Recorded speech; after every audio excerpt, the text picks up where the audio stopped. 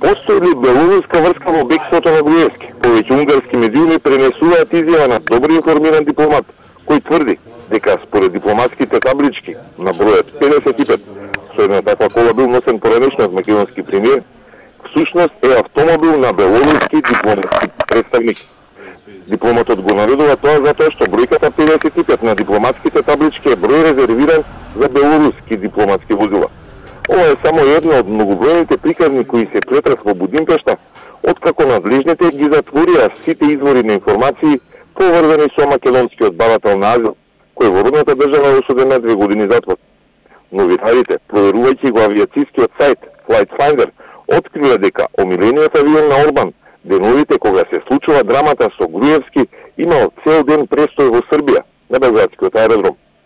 ОЛМ е ознаката на авионот, собственост на познат унгарски олигарх и милионер, но тој авионот всушност беше летало кое често во приватни цели за посети на фудбалски надпревари како и на мундијалот во Русија, бил користен од унгарскиот премиер Орбан. Сега истиот авион се поврзува со Груевски во уште една верзија за бегството. Авионот 2 недели стоел на аеродромот во Виена.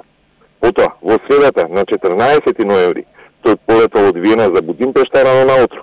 Веднаш потоа продолжил кон Белград, каде слетал во 8,5 часот наутро и останал до 16 часот попадне.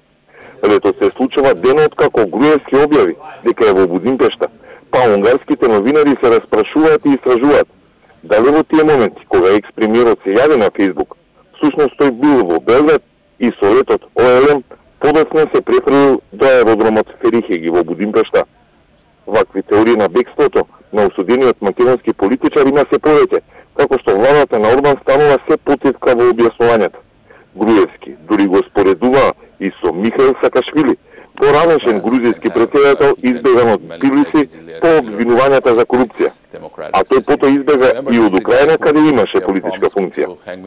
Лани летоска Сакашвили бил во куќа покрај езерото Балатон, но неговите барања за унгарско заслониште биле одбиени од владата на Орбан. За унгарските медиуми пак тоа значи дека и за политичките посткомунистички лидери Орбан нема еднаков пристап и дека и во оваа категорија Груевски е целосно привилегиран. За Телма од Будимпешта, Миомир Серафиновиќ.